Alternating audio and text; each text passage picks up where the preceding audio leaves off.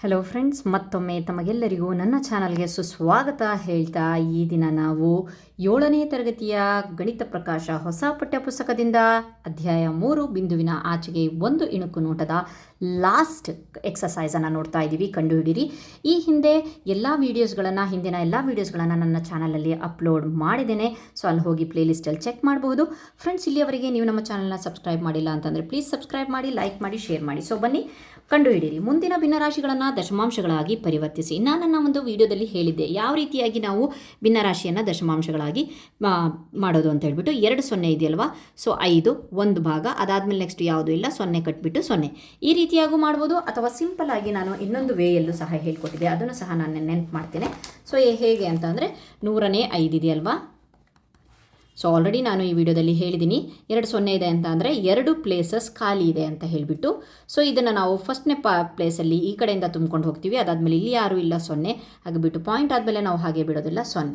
Okay, next ಅದೇ ರೀತಿ next ನೋಡೋಣ. 1000ನೇ 16 ಇದೇ ಮೆಥಡಲ್ಲಿ. ಸೊ 16. Okay fine. ಎಷ್ಟು ಪಾಯಿಂಟ್ ಆದಮೇಲೆ 1 2 3 1 ಪ್ಲೇಸ್ ಖಾಲಿದೆ, 3 ಪ್ಲೇಸ್ ಖಾಲಿದೆ, 2 3. ಓಕೆ, ಇದನ್ನು ನಾವು ತುಂಬ್ಕೊಂಡು ಬರೋಣ. 6 1 ಇಲ್ಲಿ ಖಾಲಿದೆ, 0. ಸೊ ಇದರ ಒಂದು ಅರ್ಥ ಈ ರೀತಿಯಲ್ಲ, ಇದು ಈಸಿ ಆಗೋಕ್ಕೋಸ್ಕರ ಅಂತ ಹೇಳ್ಬಿಟ್ಟು ಹೇಳ್ಕೊಟ್ಟಿರೋದು, ಒಂದು ಟ್ರಿಕ್ ಹೇಳ್ಕೊಟ್ಟಿರೋದು. ಬಟ್ 3 ಸ್ಥಾನಗಳು ಈ ಕಡೆಯಿಂದ ಡಿವೈಡ್ ಅಂತ ಅಂದರೆ 3 ಸ್ಥಾನಗಳು ಈ ಕಡೆ ಬರಬೇಕು. 16 ಅಂತ ಬರೆದ್ವಿ. 1 ಮನೆ, 2 ಮನೆ, ಇನ್ನೊಂದು ಮನೆ ಇಲ್ಲ, 3ನೇ ಮನೆ, ಅದಾದಮೇಲೆ ಪಾಯಿಂಟನ್ನು ಕಟ್ಟಿ ಅಂತ ಹೇಳಿ ಇದರ ಅರ್ಥ. ಓಕೆ, ಸೊ ಇದು ಅರ್ಥ ಆಗಲಿಲ್ಲ ಅಂತಂದರೆ ಈ ರೀತಿ ಆದರೂ ಮಾಡಿ, ಇದು ಅರ್ಥ ಆಗಿಲ್ಲ ಅಂತಂದರೆ ಈ ರೀತಿ ಆದರೂ ಮಾಡಿ. ಆ್ಯಕ್ಚುಲಿ ಇದು ಪರ್ಫೆಕ್ಟ್ ಆಗಿರುವಂಥ ಅರ್ಥ ಮಾಡಿಕೊಂಡು ಹೋಗಿರುವಂಥದ್ದು. ಓಕೆ, ನೆಕ್ಸ್ಟ್ ಇಲ್ಲಿ 0.016. ಸೊ ಇಲ್ಲಿ ಇಲ್ಲಿ 1 0 ಇದೆಯಲ್ವಾ, ಒಂದು ಮನೆ ಆದಮೇಲೆ ಹಾಕ್ತೀವಿ 1.2. ಸೊ ಇಲ್ಲಿ 3 0 1 2 3 0.254. ಓಕೆ, ನೆಕ್ಸ್ಟ್ ಹಾಗಾದರೆ ಮುಂದಿನ ದಶಮಾಂಶಗಳನ್ನು 10ನೇ 100ನೇ ಮತ್ತು 1000ದ ಮೊತ್ತವಾಗಿ ಪರಿವರ್ತಿಸಿ. ಓಕೆ, ಮೊತ್ತವಾಗಿ ಪರಿವರ್ತಿಸಿ. Okay fine. ನೆಕ್ಸ್ಟ್ ಬನ್ನಿ ಮಾಡೋಣ ಇದನ್ನು ಯಾವ ರೀತಿ. A part 0.34. ಇದನ್ನು ಯಾವ ರೀತಿಯಾಗಿ ಬರೆಯೋದು? 0ಕ್ಕೆ 0 ಇದೆ. ಸೊ ಅದಾದಮೇಲೆ ನೆಕ್ಸ್ಟ್ 3ಅನ್ನು 3 ಇಂಟು 10ನೇ 1. ಸೊ ಪ್ಲಸ್ 4 ಇಂಟು 100ನೇ 1. ಸೊ 0ಗೆ 0 ಬಿಟ್ಬಿಡಿ. ನೆಕ್ಸ್ಟು 10ನೇ 3 ಪ್ಲಸ್ 100ನೇ 4. ಸೊ ಇವ್ರು ಏನು ಕೇಳಿದಾರಪ್ಪ ಅಂತಂದರೆ ಮತ್ತಿದನ್ನು ನಾವು ಮಾಡೋಕ್ಕೆ ಹೋದರೆ 0.34 ಬರುತ್ತೆ, ಅಥವಾ 100ನೇ 34 ಅಂತಲೇ ಬರುತ್ತೆ. ಸೊ ಹಾಗಾಗಿಬಿಟ್ಟು ನಾವೇನು 1000ದ ಮೊತ್ತವಾಗಿ ಪರಿವರ್ತಿಸಿ 10ನೇ 100ನೇ ಈ ರೀತಿಯಾಗಿ ಟರ್ಮ್ಸ್ಗಳಲ್ಲಿ ಮಾಡಿ ಅಂತ ಕೊಟ್ಟಿದ್ದಾರೆ. ಓಕೆ, ಎರಡನೇ ಲೆಕ್ಕ ಎಷ್ಟು? 1.02. ಸೊ 1 ಇದೆ, 1 ಅಂತ ಅಂದರೆ ಅದು ಬಿಡಿ, 1 ಇಂಟು 1 ಪ್ಲಸ್ 0 ಇಂಟು 10ನೇ 1 ಪ್ಲಸ್ 2 ಇಂಟು 100ನೇ 1. ಸೊ 1 1 ಪ್ಲಸ್ 0 ಇಂಟು 1 ಅಂತ ಅಂದರೆ ಅದು 0ನೇ ಲೆಕ್ಕ. So plus 2 100ನೇ 2. ಸೊ 1.02 ಅದೇ ಬರುತ್ತೆ, ನಿಮಗೆ ತೋರಿಸಿತ್ತು. ಹಾಗಾಗಿಬಿಟ್ಟು ನಾವು ಏನು ಮಾಡೋಣ ಅಂತಂದರೆ ಬರೀ ಇಲ್ಲಿಗೆ ತೊಗೊಂಬರೋಣ. 1 ಪ್ಲಸ್ 100ನೇ 2. ಬಟ್ 1ಅನ್ನು ನಾವು ಮತ್ತೆ ಇದನ್ನು ಸಹ 100ಗಳಲ್ಲೇ ಹಾಕಬೇಕಲ್ವ, ಪೂರ್ಣಾಂಕಗಳಲ್ಲಿ ಹಾಕಬಾರ್ದು. ಹಾಗಾಗಿಬಿಟ್ಟು 100ನೇ 100 ಅಂತಲೂ ಕೊಡಬಹುದು. ಪ್ಲಸ್ ಇಲ್ಲಿ 0 0 ಕಟ್ಟಾಗತ್ತಲ್ವ, ಸೊ 1 ಆಗುತ್ತೆ. ಸೊ ಇಲ್ಲಿ 0 0 1 ಆಗುತ್ತೆ. ಹಾಗಾಗಿಬಿಟ್ಟು ಪ್ಲಸ್ 100ನೇ 2. ಓಕೆ, ಇಲ್ಲಪ್ಪ ಅಂತಂದರೆ 1 ಅಂತಂದರೆ 10ನೇ 10 ಅಂತ ಮಾಡಿ, ಪ್ಲಸ್ 100ನೇ 2 ಅಂತ ಮಾಡಿ. ಸೊ ಆವಾಗ ಒಂದು ಪೂರ್ಣಾಂಕ ಸಿಗುತ್ತೆ. Okay fine. ಈ ರೀತಿಯಾಗಾದರೂ ಮಾಡ್ಬೋದು, ಈ ರೀತಿಯಾಗಾದರೂ ಮಾಡ್ಬೋದು. ಸೊ ಈ ರೀತಿಯಾಗಿ ಇಡಬಹುದು. ಬಟ್ ಅವ್ರು ಏನು ಹೇಳಿದ್ದಾರೆ, 10ನೇ 100ನೇ ಅಂತಲೇ ಕೊಟ್ಟಿದ್ದಾರಲ್ವ, 10ನೇ 100ನೇ 1000ದ ಅಂತ ಹೇಳಿಬಿಟ್ಟು ಕೊಟ್ಟಿರೋದ್ರಿಂದ ಈ ರೀತಿಯಾಗಿ ಮೆನ್ಷನ್ ಮಾಡಬೇಕು. ಸೊ 3ನೇ ಲೆಕ್ಕ 0.8. 0 ಪ್ಲಸ್ ಯಾವುದೂ ಇಲ್ಲ ಬಿಡಿ, 8 ಇಂಟು 10ನೇ 1. ಸೊ 10ನೇ 8 ಅಷ್ಟೇ, ಸಿಂಪಲ್. ನೆಕ್ಸ್ಟು 4ನೇದು 0. ಎಷ್ಟಿದೆ? 3 6 2 ಇದೆ, 3 6 2. ಓಕೆ, ಇದನ್ನು 0 0 ಹಾಗೆ 3 ಇಂಟು 10ನೇ 1 ಪ್ಲಸ್ 6 ಇಂಟು 100ನೇ 1 ಪ್ಲಸ್ 2 ಇಂಟು 1000ನೇ 1. ಓಕೆ, ಇದನ್ನು ಯಾವ ರೀತಿಯಾಗಿ ಬರೀತೀರಾ? 10ನೇ 3 ಪ್ಲಸ್ 100ನೇ 6 ಪ್ಲಸ್ 1000ನೇ 2. ಓಕೆ, 10ನೇ 100ನೇ 1000ನೇ ಒಂದು ಮೊತ್ತಕ್ಕೆ ನಾವು ಇಟ್ಟಿದ್ದೇವೆ. Okay fine. ನೆಕ್ಸ್ಟ್ ಮುಂದಿನ ಸಂಖ್ಯಾ ರೇಖೆಯಲ್ಲಿ ಪ್ರತಿ ಅಕ್ಷರವು ಯಾವ ದಶಮಾಂಶ ಸಂಖ್ಯೆಯನ್ನು ಪ್ರತಿನಿಧಿಸುತ್ತೆ? ಸೊ ಇದನ್ನು ನಾನು ಹಿಂದಿನ ಒಂದು ವೀಡಿಯೋಸ್ಗಳಲ್ಲಿ ತುಂಬ ಕ್ಲೀನಾಗಿ ಹೇಳ್ಕೊಟ್ಟಿದ್ದೇನೆ. 6.4 ಇದು 6.5 6.6 ಓಕೆ, ಸೊ ಇಲ್ಲಿ ನೀವು ನೋಡಬಹುದು ಇವೆರಡರ ಮಧ್ಯೆ ಎಷ್ಟು ಲೈನ್ಸ್ ಇದೆ, 1 2 3 4, 1 2 3 4 4 ಡಿಫ್ರೆನ್ಸ್ ಇದೆಯಲ್ವಾ. ಸೊ ಇಲ್ಲಿ 10ನೇ ಒಂದು ಭಾಗನ ತೋರಿಸ್ತಾ ಇದ್ದಾರೆ. 6.4 6.5 ಅಂತಂದರೆ 10ನೇ ಒಂದರ ಭಾಗ. ಸೊ 4 ಅಂತ ಅಂದರೆ ಸೊ ಒಂದ್ರ ಮಧ್ಯೆ 40 ಭಾಗಗಳು ಬರುತ್ತೆ. Okay fine. ಹಾಗಾದರೆ 6.4 2 ಅಂದರೆ 40ನೇ ಒಂದು ಅಂತ ಅಂದರೆ 0.025. ಇದನ್ನು ನಾವು ಡಿವೈಡ್ ಮಾಡಿಕೊಂಡ್ರೆ ಇಷ್ಟು ಬರುತ್ತೆ, 4 2 5. ಇದು 6.45, ಇದು 6.475. ಅದಾದಮೇಲೆ ನೆಕ್ಸ್ಟ್ 6.5 ಅಂತ ಅಂದರೆ ಎಷ್ಟು, 5 0 ಹಾಕಿದ್ರೂ ನಡೆಯುತ್ತೆ, ಇಲ್ಲೂ 0 ಹಾಕ್ಕೊಂಡ್ರೂ ನಡೆಯುತ್ತೆ. 450 475 500 ಅನ್ನೋ ಥರ. ಬಟ್ ಅದನ್ನು ಆ ರೀತಿಯಾಗಿ ಓದೋಂಗಿಲ್ಲ, ಹೇಳ್ತಾ ಇರೋದು ಅಷ್ಟೇ. ಓಕೆ, ನೆಕ್ಸ್ಟ್ ನೋಡೋಣ ಸಿ ಎಷ್ಟು ಬರುತ್ತೆ ಅಂತ ಹೇಳಿಬಿಟ್ಟು. ಸಿ ಬಂದುಬಿಟ್ಟು 6.5 ಬಂತಲ್ವಾ, 6.525 ಬಂತು.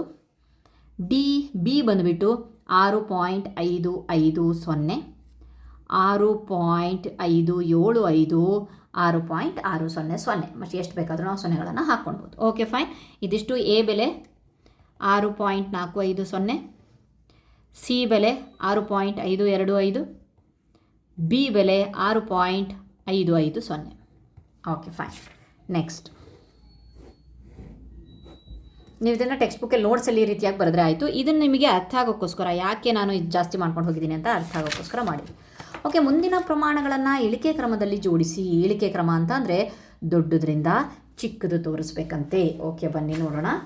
ಸೊ ನೆಕ್ಸ್ಟ್ 4ನೇ ಲೆಕ್ಕದಲ್ಲಿ ಎ ನೀವು ನೋಡಬಹುದು. ಚಿಕ್ಕದು ದೊಡ್ಡದು ಅನ್ನೋ ಒಂದು ವಿಡಿಯೋದಲ್ಲಿ ನಾನು ಹೇಳಿದ್ದೆ. ಸೊ ಫಸ್ಟು 11 ಇದೆ, 1 ಇದೆ, 11 ಇದೆ. ಸೊ 11 ದೊಡ್ಡ ನಂಬರ್ ಅಂತ ಅಂದರೆ 11 ತೊಗೊಬೇಕು. ಇಳಿಕೆ ಕ್ರಮಾನ ಅಂತಂದರೆ ದೊಡ್ಡ 11ರಲ್ಲಿ ಎರಡರೊಳಗಡೆ ಪಾಯಿಂಟ್ ಆದಮೇಲೆ 0 ಇದೆ, ಇದು 1 ಇದೆ. ಹಾಗಾದರೆ ಇದು ದೊಡ್ಡದು ಎಲ್ಲಕ್ಕಿಂತ ಅಲ್ವಾ. 11.10 ದೊಡ್ಡದು.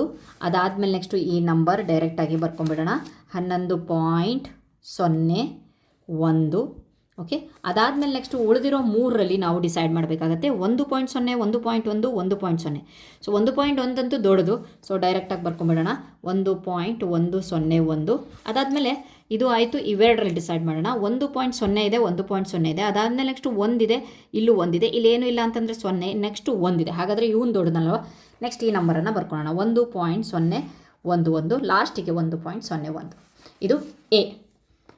ಓಕೆ, ಬಿಯಲ್ಲಿ ಡೈರೆಕ್ಟಾಗಿ ಆನ್ಸರ್ ಬರೆದುಬಿಡ್ತೀನಿ. ಯಾವ ರೀತಿಯಾಗಿ ನೋಡೋದು ಅಂತ ಹೇಳಿಬಿಟ್ಟು ನಾನು ಆಲ್ರೆಡಿ ಹೇಳಿದ್ದೀನಿ. ಸೊ ನಾನು ಇಲ್ಲಿ ಡೈರೆಕ್ಟಾಗಿ ಬರೀತಾ ಇದ್ದೀನಿ, 2.675, 2.567, 2.499. ಓಕೆ, ನೆಕ್ಸ್ಟ್ ಸಿಯಲ್ಲಿ ಬಂದಾಗ 4.678 ಗ್ರಾಮಲ್ಲಿ ಕೊಟ್ಟಿದ್ದಾರೆ, ಹಾಗಾಗಿ ಗ್ರಾಮ್ ಮೆನ್ಷನ್ ಮಾಡಿ. 4.666 ಗ್ರಾಮ್, 4.65 ಗ್ರಾಮ್, 4.60,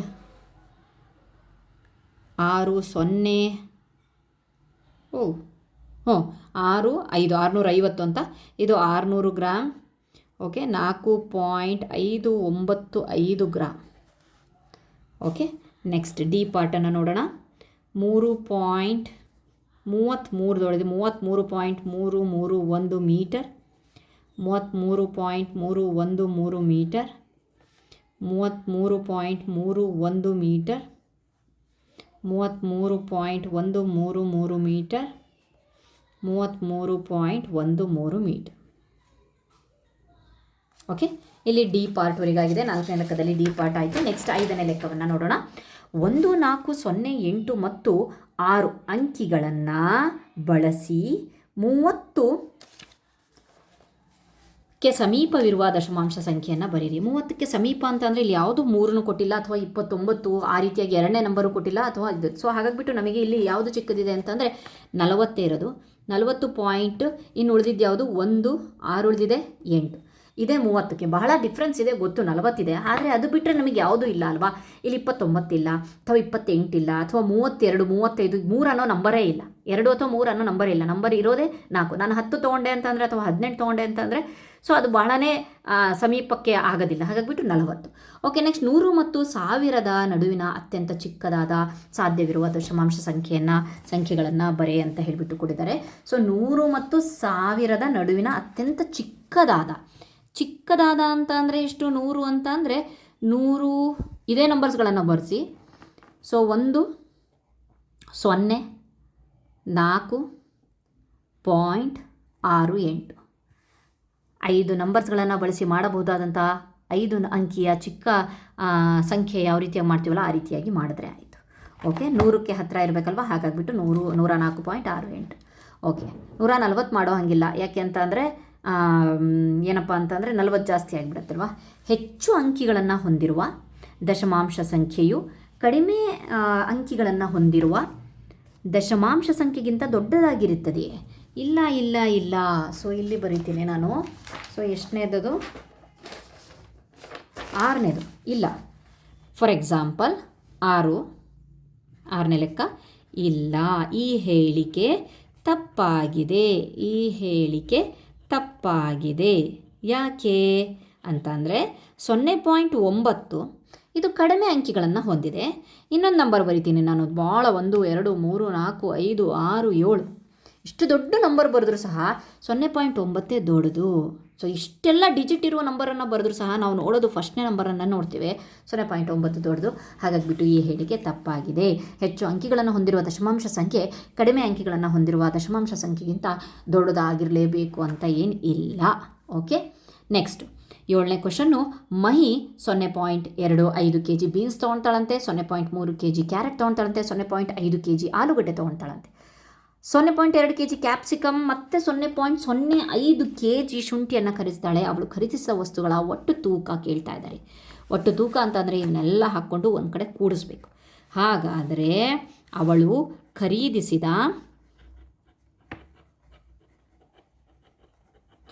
ವಸ್ತುಗಳ ಒಟ್ಟು ತೂಕ ಈಸ್ ಈಕ್ವಲ್ ಟು ಎಷ್ಟೆಷ್ಟು? 0.25 kg ಪ್ಲಸ್ ಬೀನ್ಸು 0.3 kg, ಏನು ತಗೊಳ್ಳೋ ಕ್ಯಾರೆಟ್, ನೆಕ್ಸ್ಟು 0.5 kg ಪ್ಲಸ್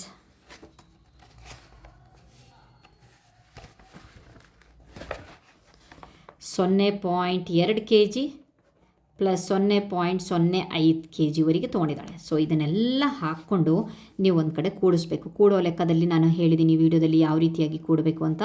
0.5 0.2 0.05 ಇಲ್ಲೇನೂ ಇಲ್ಲ ಅಲ್ವಾ, 0 ಹಾಕ್ಕೊಂಡು ಕೂಡಿಸ್ಕೊಂಬಿಡಿ.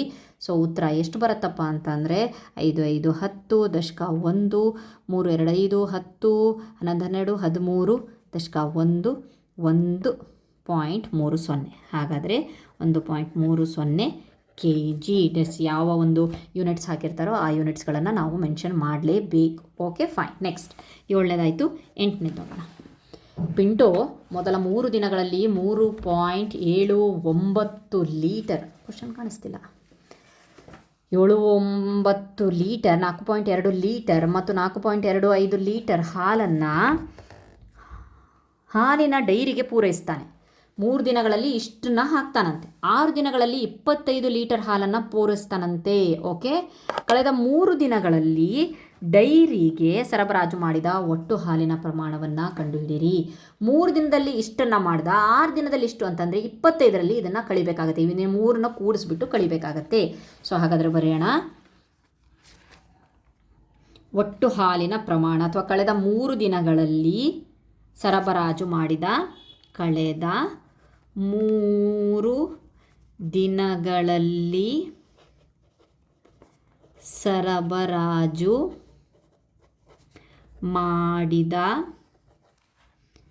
ಮಾಡಿದ ಒಟ್ಟು ಹಾಲಿನ ಪ್ರಮಾಣ. ಒಟ್ಟು ಹಾಲಿನ ಪ್ರಮಾಣ ಎಷ್ಟೋ 25 ಲೀಟ್ರಲ್ಲಿ ಇವನ್ನಿಷ್ಟೂ ಸಹ ನಾವು ಕೂಡಿ ಆಮೇಲೆ ಕಳಿಬೇಕು. ಓಕೆ. Plus 4.25 litre. ಇದು 3 ದಿನದ್ದು, ಇದು 3 ದಿನ. ಹಾಗಾಗಿಬಿಟ್ಟು ಇದನ್ನು ಕಂಡುಹಿಡಿಬೇಕಲ್ವಾ. So ಹಾಗಾಗಿಬಿಟ್ಟು 25 litre. ಇದನ್ನು ನಾವು ಎಲ್ಲೆಲ್ಲಿ ಸೈಡಿಗೆ ಹಾಕ್ಕೊಂಡು ಕಳಿಯೋಣ. ಸೊ ಇದು ಫಸ್ಟ್ ಕೂಡಿಸ್ಕೊಳ್ಳೋಣ. 3.79, 4.20, 4.25. ಓಕೆ, 9, 5, 14, 1 ದಶಕ, 7, 2, 9, 10, 11, 12 ದಶಕ, 0.347, 1, 8, 8, 4, 12, 12.24 ಲೀಟರಷ್ಟು ಫಸ್ಟ್ 3 ದಿನ ಅವನು ಹಾಕಿದ. ಅದಾದಮೇಲೆ ನೆಕ್ಸ್ಟ್ 25 ಲೀಟ್ರ್ ಹಾಕಿದಾನಂತೆ. ಹಾಗಾದಮೇಲೆ ಫಸ್ಟ್ 3 ದಿನ ಅಂತೂ ಸಿಕ್ಕಿದೆ. ನೆಕ್ಸ್ಟ್ 3 ದಿನ ಎಷ್ಟು ಹಾಕಿದ ಅನ್ನೋದಕ್ಕೆ ನಾವು ಇಲ್ಲಿ ಕಳಿಬೇಕಾಗತ್ತೆ. 25 ಲೀಟರ್ ಮೈನಸ್ 12.24 ಲೀಟರ್. ಸೊ 10ರಲ್ಲಿ 4 ಕಳೆದ್ರೆ 6, 9ರಲ್ಲಿ 2 ಕಳೆದ್ರೆ 7, 4ರಲ್ಲಿ 2 ಕಳೆದ್ರೆ 2, 2ರಲ್ಲಿ 1 ಕಳೆದ್ರೆ 1, 12.76 ಲೀಟರ್ ಮುಂದಿನ 3 ದಿನಗಳಲ್ಲಿ ಅವನು ಹಾಕ್ದ. ಫಸ್ಟ್ 3 ದಿನದಲ್ಲಿ 12.24 ಲೀಟರ್ ಹಾಕಿದ್ರೆ ಮುಂದಿನ 3 ದಿನಗಳಲ್ಲಿ 12.76 ಲೀಟರ್ನ ಅವನು ಹಾಕಿದ್ದಾನೆ. ಓಕೆ, ಆಯ್ತಾ. ನೆಕ್ಸ್ಟ್ 9ನೇ ಲೆಕ್ಕನ ನೋಡೋಣ. ಟಿಂಕುವಿನ ತೂಕವು ಜನವರಿಯಲ್ಲಿ 35.75 kg ಮತ್ತು ಫೆಬ್ರವರಿಯಲ್ಲಿ 34.50 kg ಇತ್ತಂತೆ. ಓಕೆ, 35 kg 34 kg ಅವನ ಹೆಚ್ಚಾಗಿದೆ ಅಥವಾ ಕಡಿಮೆ ಆಗಿದೆ?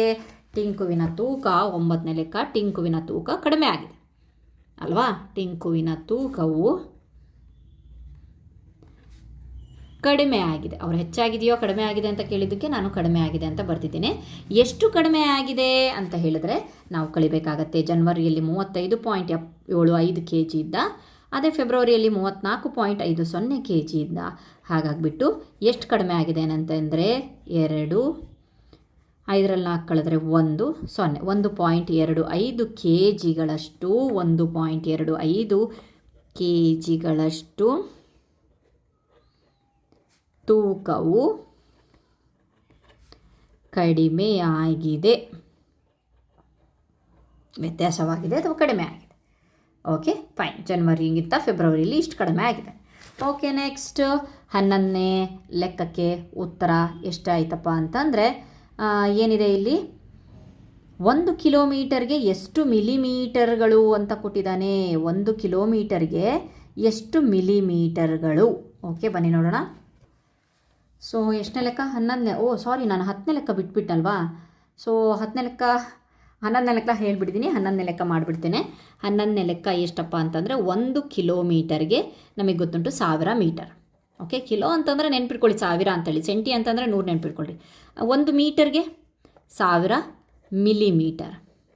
ಓಕೆ, ನೆಕ್ಸ್ಟ್ ಹಾಗಾದರೆ 1 ಕಿಲೋಮೀಟರ್ಗೆ ಈ 1000 ಇಂಟು ಮಾಡಿದ್ರೆ ನಮಗೆ ಸಿಗತ್ತೆ ಎಷ್ಟು? 10 ಲಕ್ಷ ಸಿಗತ್ತೆ. 3 0 ಹಾಕಿದ್ರೆ 10 ಲಕ್ಷ ಮಿಲಿಮೀಟರ್ಗಳು. ಓಕೆ, 1 ಕಿಲೋಮೀಟರ್ಗೆ 10 ಲಕ್ಷ ಮಿಲಿಮೀಟರ್ಗಳು. ಓಕೆ, ಈಗ ಬರೋಣ 10ನೇ ಲೆಕ್ಕ. ಸಾರಿ, ಮಿಸ್ ಮಾಡ್ಕೊಂಡ್ಬಿಟ್ಟೆ ನಾನು. ಸೊ ನೀವು ಒಂದು ಸ್ವಲ್ಪ ಇದು ಮಾಡ್ಕೊಂಡು ಮಾಡಿ. 10ನೇ ಲೆಕ್ಕವನ್ನು ನೋಡೋಣ ಬನ್ನಿ. ಏನು ಕೊಟ್ಟಿದ್ದಾನೆ ಅಂತ ಹೇಳಿದ್ರೆ, ವಿನ್ಯಾಸವನ್ನು ವಿಸ್ತರಿಸಿ. ಓಕೆ, 5.5, 6.4, 6.39, 7.29 ಹಾಗೆ ಕಂಟಿನ್ಯೂ ಮಾಡಿ. ಏನು ಮಾಡಿದ್ದಾರೆ ಅನ್ನೋದನ್ನು ನೋಡಬೇಕು ನೀವು. ಓಕೆ, ಏನು ಮಾಡಿದ್ದಾರೆ? ಫಸ್ಟು 6.4ರಲ್ಲಿ 5.5 ಕಳೀರಿ. ಓಕೆ, ಇಲ್ಲೇ ಕಳೆದು ಬಿಡ್ತೇನೆ, ಇಲ್ಲೇನಾದರೂ ಕಳಿತೇನೆ. 6.4ರಿಂದ 5.5 ಕಳಿತೇನೆ. ಸೊ 0.9. ಓಕೆ, ಕಳೆದಿರೋದು 0.9. ಆ 0.9 ನೆಕ್ಸ್ಟ್ ನಾನು ಹಾಕಿದ್ರೆ ಆಗತ್ತಾ ಅಂತ ಹೇಳಿಬಿಟ್ಟು ನೋಡಿ. 6.4ಕ್ಕೆ 0.9 ನಾನು ಆ್ಯಡ್ ಮಾಡ್ಕೊಂಡು ಹೋಗ್ತೀನಿ. 9, 4, 13, 7.3 ಬರಬೇಕಾಗಿತ್ತು. ಆದರೆ ನಮಗೆ 6.39 ಬಂದಿದೆ. ಹಾಗಾದರೆ ವಿನ್ಯಾಸ ಈ ರೀತಿಯಾಗಿಲ್ಲ. ಸೊ ಜಾಸ್ತಿ ಮಾಡ್ಕೊಂಡು ಹೋಗೋದು, ಅನುಕ್ರಮಣಿಕೆ ಮಾಡಿದ್ವಲ್ಲ ಆ ರೀತಿ ಅಲ್ಲ. ನೆಕ್ಸ್ಟ್ ಮತ್ತು ಇದಕ್ಕೂ ಡಿಫ್ರೆನ್ಸನ್ನು ನೋಡೋಣ. ಓಕೆ, 6.39ಕ್ಕೆ 6.4 ಹಾಗಾದರೆ ಇವನು ದೊಡ್ಡದಲ್ವಾ. 6.40 ಮೈನಸ್ 6.39. ಓಕೆ, 10ರಲ್ಲಿ 9 ಕಳೆದರೆ 1, 0, 0, 0.01 ಜಾಸ್ತಿ ಆಗಿದೆ. ಹಾಗಾದರೆ ಇಲ್ಲಿ ಇದನ್ನು ಮಾಡಿದಾಗ 0.9 ಕಡಿಮೆ ಆಯಿತು. ಅದೇ ಇಲ್ಲಿ ಮಾಡಿದಾಗ 0.01. ಓಕೆ, ಸೊ ಅದೇ ರೀತಿ ಚೇಂಜ್ ಆಗ್ತಾ ಇದೆ. ಓಕೆ, ಯಾವ ರೀತಿಯಾಗಿ 6.39ಕ್ಕೆ ಈಗ ನಾವು 0.9 ಹಾಕೋಣ. 6.39ಕ್ಕೆ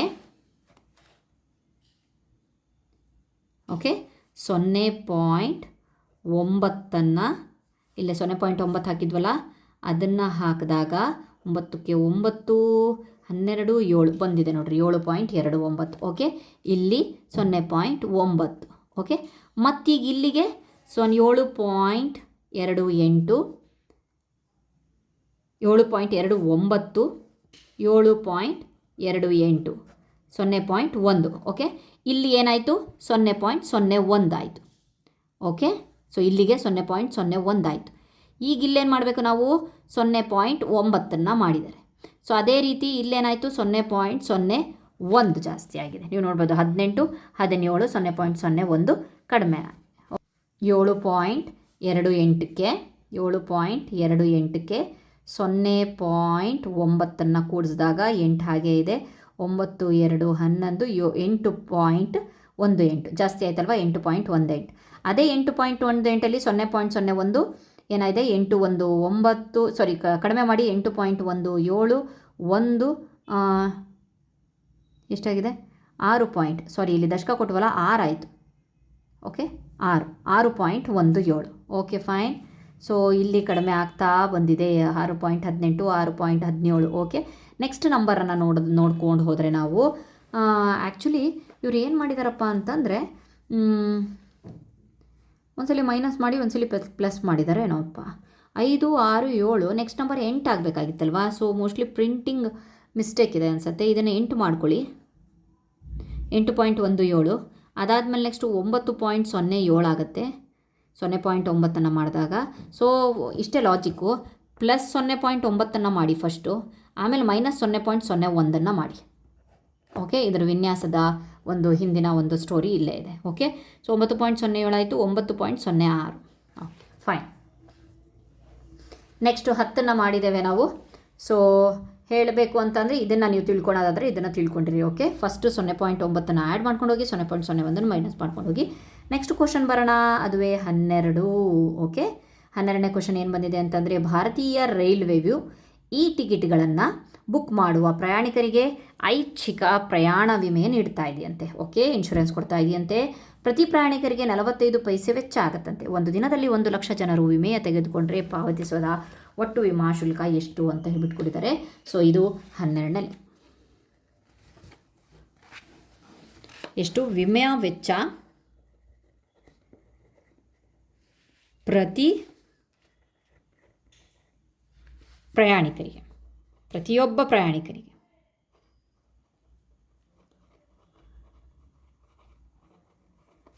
ಎಷ್ಟಾಗತ್ತಂತೆ 0.45 ಪೈಸೆ ಆಗತ್ತಂತೆ. ಓಕೆ, ಹಾಗಾದರೆ ವಿಮಾ ವೆಚ್ಚ 1 ಲಕ್ಷ ಪ್ರಯಾಣಿಕರಿಗೆ ಎಷ್ಟಾಗತ್ತೆ, 1 ಲಕ್ಷ ಇಂಟು 0.45. ಸೊ ಇದನ್ನು ನಾವು ಗುಣಿಸ್ಬೇಕು ಅಂತ ಅಂದರೆ, ಸೊ 0.45 ಹೋಗಬೇಕು ಅಂತ ಅಂದರೆ ನಾವು ಕೆಳಗಡೆ 100ರಿಂದ ಗುಣಿಸಿದ್ರೆ ಆಗುತ್ತೆ ಅಲ್ವಾ. ಸೊ ಇದು ಮಾಯ ಆಗತ್ತೆ. ಓಕೆ, ಹಾಗಾದರೆ ಎಷ್ಟಾಯಿತು, ₹45,000 ಆಯಿತು. ಈ 2ಕ್ಕೆ 2 0 ಹೋಯಿತು ಅಂದರೆ 45 3 0 45,000 ಭಾಗಿಸ್ಬೇಕಾಗತ್ತೆ. ಸಾರಿ, ಗುಣಿಸ್ಬೇಕು ಅಂದೇನೋ ನಾನು ಹೇಳ್ತಿರುವಾಗ ಮೋಸ್ಟ್ಲಿ ಸ್ವಲ್ಪ ಇದು ಮಾಡಿಕೊಂಡೆ. 0.45 0 ಹೋಗಬೇಕು ಅಂತ ಅಂದರೆ 100ರಿಂದ ಭಾಗಿಸ್ಬೇಕು. ಇಲ್ಲ ನಾವು ಮತ್ತೆ ಇದನ್ನು ಮಾಡ್ಕೊಂಡು ಹೋದರೂ ಸಹ 0ಯನ್ನು ತಕ್ಕೊಂಡು ಹೋದರೂ ಸಹ ಇದೇ ಬರುತ್ತೆ. ಹಾಗಾದರೆ 1 ಲಕ್ಷ ಪ್ರಯಾಣಿಕರಿಗೆ ರೈಲ್ವೆ ಇಲಾಖೆ 45,000 ಕೊಡಬೇಕಾಗುತ್ತೆ ವಿಮಾ ವೆಚ್ಚ. ಓಕೆ, ನೆಕ್ಸ್ಟ್ ಹಾಗಾದರೆ 13ನೇ ಲೆಕ್ಕವನ್ನು ನೋಡೋಣ. ಯಾವುದು ದೊಡ್ಡದು?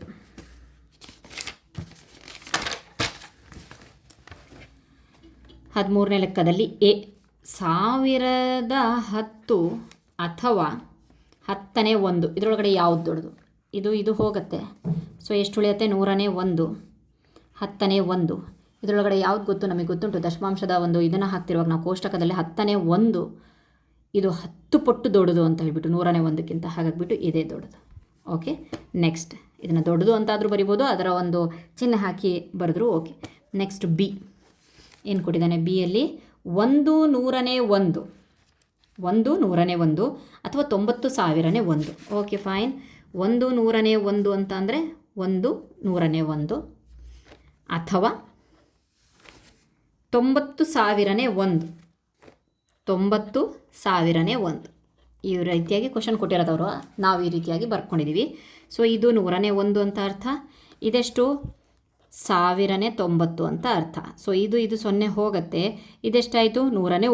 109 ಯಾವತ್ತೂ ದೊಡ್ಡದಲ್ವಾ, 101 ಇದೆ ಇಲ್ಲಿ, 109. ಸೊ ಇದೇ ದೊಡ್ಡದು. ಛೇದ ಸಮ ಇದ್ದಾಗ ಯಾರು ದೊಡ್ಡನೋ ಅವನೇ ದೊಡ್ಡನೋ, ನಾವು ಹಿಂದಿನ ಎಲ್ಲ ಪಾಠಗಳಲ್ಲಿ ನೋಡ್ಕೊಂಡು ಬಂದಿದ್ದೀವಿ. Next C.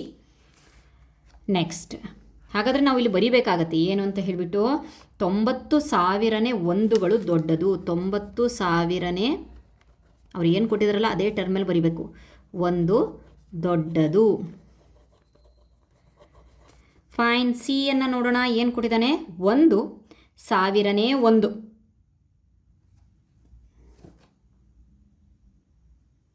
ಒಂದು ಸಾವಿರನೇ ಒಂದು, 1,000 ಒಂದು ಅಥವಾ 90 ನೂರನೇ ಒಂದು, 90 ನೂರನೇ ಒಂದು. ಸೊ ಇದನ್ನು ನಾವು ಇದನ್ನು ಮಾಡ್ಕೊಳ್ಳೋಣ. ಇದು 1000ನೇ ಒಂದೇ ಆಗುತ್ತೆ, ಒಂದೊಂದೇ ಒಂದು. ಅಥವಾ ಇದು 90 ನೂರನೇ 90 ಅಂತಾಗಿ ಇದು ಹೋದಾಗ ಎಷ್ಟಾಗುತ್ತೆ, ಇದು 1000ನೇ ಒಂದು ಮತ್ತು ಇದು 10ನೇ 9 ಆಗುತ್ತೆ. ಸೊ 10ನೇ ಒಂದು 10 ಅಂತ ತಕ್ಷಣ ಬಂದ ತಕ್ಷಣ 10ರಲ್ಲಿ 9 ಆದರೂ ಇರಲಿ, ಅದೆಷ್ಟಾದರೂ ಇರಲಿ, ಅದೇ ದೊಡ್ಡದಾಗುತ್ತಲ್ವ. ಸೊ ಹಾಗಾಗಿಬಿಟ್ಟು 10ನೇ 9 ಅಂತಂದರೆ ಎಷ್ಟು, 90 ನೂರನೇ ಒಂದುಗಳು ದೊಡ್ಡದು. 90 ನೂರನೇ ಒಂದುಗಳು ದೊಡ್ಡದು. Okay fine. ನೆಕ್ಸ್ಟ್ ನೋಡೋಣ.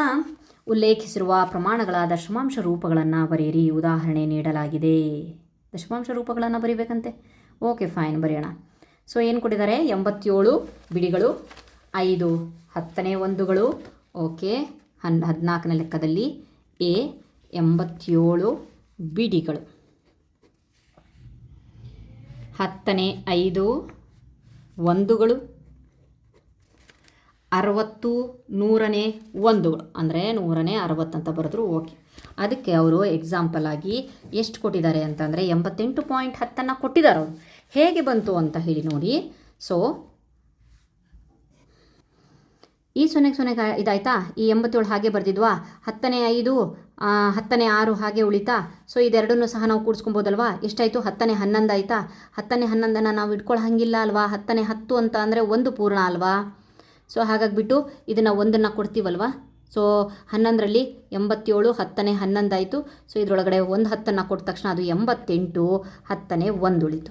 ಸೊ 88 10ನೇ 1 ನಾವು ಯಾವ ರೀತಿಯಾಗಿ ಬರಿತೀವಿ, 88.1 ಅಂತ ಬರಿತೀವಿ ಅಲ್ವಾ. ಅದನ್ನೇ ಅವ್ರು ಬರೆದಿರೋದು. ಸೊ 10 ಮುಂದೆ 0 ಬರೆದ್ರು. Okay, nothing. ಹಾಗಾಗಿಬಿಟ್ಟು ನೆಕ್ಸ್ಟ್ ನಂಬರನ್ನು ಸಹ ನಾವು ಅದೇ ರೀತಿಯಾಗಿ ಮಾಡಬೇಕಂತೆ. ಓಕೆ, ಬನ್ನಿ ಮಾಡೋಣ. ಸೊ ಬಿ ಲೆಕ್ಕ 12 ಹತ್ತುಗಳು ಪ್ಲಸ್ 12 10ನೇ ಒಂದುಗಳು, 10ನೇ 12. ಓಕೆ, ಇದು 120 ಆಯಿತು, ಇದು 10ನೇ 12 ಆಯಿತು. ಇಲ್ಲಿ ಮತ್ತೆ ಜಾಸ್ತಿ ಆಯಿತು, ಇಲ್ಲಿ ಒಂದು ಕೊಡಬೇಕಾಗತ್ತೆ. 121 10ನೇ 2 ಆಯಿತಾ. 12ರಲ್ಲಿ 10 ಹೋದರೆ 2 ಉಳಿತು. ಸೊ 121.2 ದಶಮಾಂಶ ರೂಪ. Okay fine. ನೆಕ್ಸ್ಟ್ ಅರ್ಥ ಆಗ್ತಿದೆ ಅಂದ್ಕೊಂಡಿದ್ದೀನಿ. ಸಿ ಲೆಕ್ಕ 10 ಹತ್ತುಗಳು, 10 ಹತ್ತುಗಳಿದ್ದಾವೆ ಪ್ಲಸ್ 10 ಬಿಡಿಗಳಿದ್ದಾವೆ ಪ್ಲಸ್ 10 10ನೇ ಒಂದುಗಳು ಪ್ಲಸ್ 10 100ನೇ ಒಂದುಗಳು. ಸಾರಿ, ಕಾಣಿಸ್ಲಿಲ್ಲ. ಓಕೆ, ಬರ್ದೆ. ಸೊ ಇಲ್ಲೇ ನೋಡ್ಬೋದು, 10 10ಲೆ 100 ಪ್ಲಸ್ 11ಲೆ 10. ಸೊ ಇಲ್ಲಿ ಮತ್ತೆ ಇದು ಒಂದು ಯೂನಿಗೆ ಹೋಗ್ತಾನೆ, ಯಾಕೆಂತಂದರೆ ಒಂದು ಸಂಪೂರ್ಣವಾಗಿ 1. ಓಕೆ, 1 ಅಂತ ಬರ್ಕೊಳ್ತೀನಿ ಬೇಕಾದರೆ. ಇಲ್ಲಿ 10ನೇ 1 ಆಯಿತು, ಇಲ್ಲಿ 0 0 ಹೋಯಿತು. ಸೊ ಇದೆಷ್ಟಾಯಿತು, 110 1 101 ಸಾರಿ 111 10ನೇ 1 111.1. ಓಕೆ, ಅರ್ಥ ಆಯ್ತಲ್ವಾ. ಇಲ್ಲೇ ಕೊಡ್ಬೋದು, ಆದರೂ ನಾನು ಇಲ್ಲಿ ಸಪ್ರೇಟಾಗಿ ನಿಮಗೆ ತೋರಿಸೇ ಕೊಡ್ತಾ ಇದ್ದೀನಿ. Okay fine. Next D. ಡಿಯನ್ನು ಕೊಟ್ಟಾಗ ಎಷ್ಟಿದೆ, 25 ಹತ್ತುಗಳು, 25 ಬಿಡಿಗಳು, 25 10ನೇ ಒಂದುಗಳು ಓಕೆ. ನೆಕ್ಸ್ಟ್ 25 ನೂರನೇ ಒಂದುಗಳು, 25 ನೂರನೇ ಒಂದುಗಳು. ಓಕೆ. 25 250, 25 ಅಂದರೆ 25 ಪ್ಲಸ್ 10ನೇ 25 ಪ್ಲಸ್ 100ನೇ 25. ಇಲ್ಲಿ ಯಾವುದು 0 ಇಲ್ಲ ಹೊಡೆಯೋಕ್ಕೋಸ್ಕರ, ಆದರೆ ಇಲ್ಲಿ ನಾವು ಹೊಡಿಬೇಕಾಗತ್ತೆ. ಯಾವ ರೀತಿಯಾಗಿ 250 ಒಂದು 20 ಡೈರೆಕ್ಟಾಗಿ 275 ಆಯಿತು. ಪ್ಲಸ್ ಇದನ್ನು ನಾವು 10ನೇ 10 ಪ್ಲಸ್ 10ನೇ 10ನೇ 10 10ನೇ 10 10ನೇ 10 ಪ್ಲಸ್ 10ನೇ 10 ಪ್ಲಸ್ 10ನೇ 5 ಮಾಡ್ಬೋದಲ್ವಾ. ಅಂದರೆ ಇದು ಒಂದು ಭಾಗ, ಸೊ ಇಲ್ಲಿಗೆ ಹೋಗುತ್ತೆ. ಎಷ್ಟಾಗುತ್ತೆ? 10ನೇ 5 ಉಳಿಯುತ್ತೆ. ಸೊ ಇದು ಮಾತ್ರ ಎಷ್ಟಾಗುತ್ತೆ? 125 ಹಾಗೆ ಇರುತ್ತೆ. ಓಕೆ.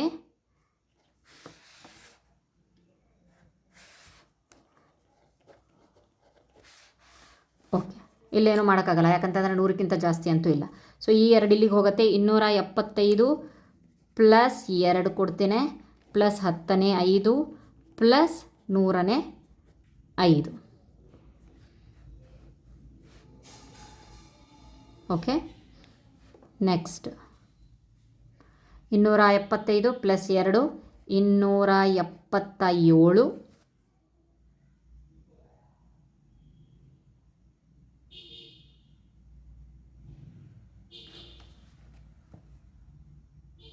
0.5 ಈ 5.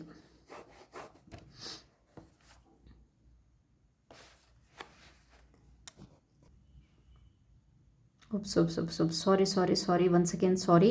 ಇಲ್ಲಿ 125 ಇತ್ತು, ನಾನು 105ಕ್ಕೆ ಇಟ್ಕೊಂಡ್ಬಿಟ್ಟೆ ಅಲ್ವಾ. ಸೊ ಒಂದು ಸ್ವಲ್ಪ ಮಿಸ್ಟೇಕ್ ಆಗಿದೆ. ಸೊ ಈ ಹಂತದಿಂದ ನೆಕ್ಸ್ಟ್ ಹಂತಕ್ಕೆ ಮುಂದಕ್ಕೆ ಹೋಗೋಣ. ಇಲ್ಲಿ ಏನಾಗಿದೆ ಅಂತ ಅಂದರೆ 125 ಸಹ ನಾವು ಹಾಗೆ ಇಡೋಂಗಿಲ್ಲ ಅಲ್ವಾ, ಒಂದು ಸ್ಥಾನದಲ್ಲಿ 1 ನಂಬರ್ ಅಷ್ಟೇ ಇಡಬೇಕಲ್ವಾ. ಸೊ ಇದನ್ನು ಸಹ ನಾವು ಏನು ಮಾಡಬೇಕು? ಇದನ್ನು ಸಹ ನಾವು ಹೊಡಿಬೇಕಾಗತ್ತೆ. ಸೊ ಇಲ್ಲಿವರೆಗೆ ನಿಮಗೆ ಅರ್ಥ ಆಗಿದೆ ಅಂದ್ಕೊಂಡಿದ್ದೀನಿ. ಇಲ್ಲಿ ಬರಿತಾ ಇದ್ದೀನಿ ನಾನು 275 ಪ್ಲಸ್ 2 ಪ್ಲಸ್ 10ನೇ 5. ಓಕೆ, ಇಲ್ಲಿವರೆಗೆ ಅರ್ಥ ಆಗಿದೆ ಅಲ್ವಾ. Okay fine. ಇದನ್ನು ನಾನು ಹೊಡೆದು ತೋರಿಸ್ತೇನೆ ಯಾವ ರೀತಿಯಾಗಿ ಅಂತ ಅಂದರೆ, ಇದನ್ನು ನಾವು 120 ಪ್ಲಸ್ 105 ಅಂತ ಮಾಡಬಹುದು. ಓಕೆ, ಯಾಕಂತಂದರೆ ಒಂದು ಸ್ಥಾನದಲ್ಲಿ ಒಂದೇ ಅಂಕಿ ಇರಬೇಕಲ್ವಾ. 275 ಪ್ಲಸ್ 2 ಪ್ಲಸ್ ಇದು ಹೋಯಿತು ಅಂತಂದರೆ 10ನೇ 2 10ನೇ 7 ಆಯಿತು ಪ್ಲಸ್ 100ನೇ 5. ಈಗ ಬಂತು ಒಂದು ಅಂಕಿ. ಓಕೆ, 277 52 7 277.75 ಈಗ ಬಂತು. ಸಾರಿ, ನಾನಿಲ್ಲಿ 25ರಲ್ಲಿ 5 ಅಷ್ಟೇ ತೊಗೊಂಡ್ಬಿಟ್ಟೆ, ಹಾಗಾಗಿಬಿಟ್ಟು ನಾನು ಡೈರೆಕ್ಟಾಗಿ ಬರೆದುಬಿಟ್ಟೆ. ಸಾರಿ, ಈ ಒಂದು ಸ್ಟೆಪ್ಪನ್ನು ಬಿಟ್ಟುಬಿಡಿ, ಇಲ್ಲಿಂದ ಫಾಲೋ ಮಾಡಿ. ಓಕೆ, ಇಲ್ಲಿವರೆಗೆ ಬರೆದು ಸೊ ನೆಕ್ಸ್ಟ್ ಅದಾದಮೇಲೆ ಇದನ್ನು ಫಾಲೋ ಮಾಡಿ. ಓಕೆ, ಐ ಹೋಪ್ ಅರ್ಥ ಆಗಿದೆ ಅಂದ್ಕೊಂಡಿದ್ದೀನಿ. ನೆಕ್ಸ್ಟ್ ನೋಡೋಣ. ನೆಕ್ಸ್ಟ್ ನಂಬರ್ ಏನಿದೆ? ನೆಕ್ಸ್ಟ್ ಕ್ವಶನ್ 15ನೇ ಕ್ವಶನ್.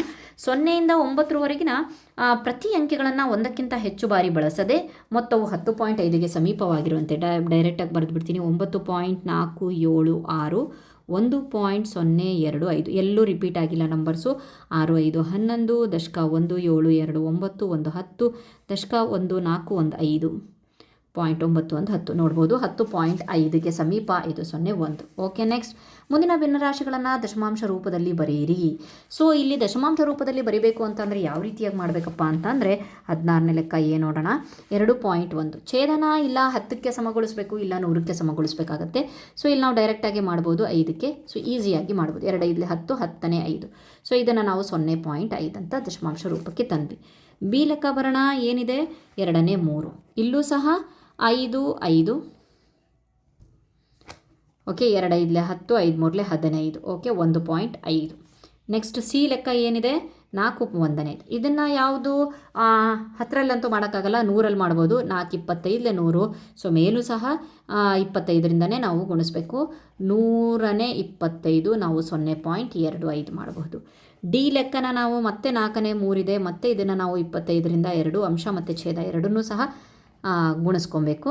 ಸೊ 3 25 75 0.75. ಓಕೆ, ಈ ಲೆಕ್ಕ ನೋಡೋಣ. 5ನೇ 1. 5ನ್ನು ಸಹ ನಾವು ಮಾಡಬಹುದು. ಯಾವ ರೀತಿಯಾಗಿ ಅಂತ ಅಂದರೆ 5 2 10. ಓಕೆ, ಡೈರೆಕ್ಟಾಗಿ 10 ಮೇಲೆ 2 0.2. ನೆಕ್ಸ್ಟ್ ಎಫ್ ಲೆಕ್ಕ 5ನೇ 4 ಇಂಟು 2 10ನೇ 8 0.8. ಓಕೆ, ಇಲ್ಲಿಗೆ ನಮ್ಮ ಈ ಒಂದು ಚಾಪ್ಟರ್ 3 ಕಂಪ್ಲೀಟಾಗಿ ನಾನು ಮಾಡಿಕೊಟ್ಟಿದ್ದೇನೆ. ಸೊ ಐ ಹೋಪ್ ಏನಾದರೂ ಒಂದು ಪ್ರಾಬ್ಲಮ್ಸ್ ಆಗಿದ್ದರೆ, ಸಣ್ಣ ಪುಟ್ಟ ಕೂಡೋದ್ರೊಳಗೆ ಕಳೆಯೋದ್ರೊಳಗೆ ಮಿಸ್ಟೇಕ್ಸ್ ಆಗಿದ್ದರೆ ಸಾರಿ ಕೇಳ್ತಾ ನಾನು ಇಲ್ಲಿಗೆ 3ನೇ ಚಾಪ್ಟರ್ನ ಕಂಪ್ಲೀಟ್ ಮಾಡ್ತೇನೆ. ಸೊ ನೆಕ್ಸ್ಟ್ ಚಾಪ್ಟರ್ ನೆಕ್ಸ್ಟ್ ವೀಡಿಯೋದಲ್ಲಿ ಬರುತ್ತೆ. Thank you.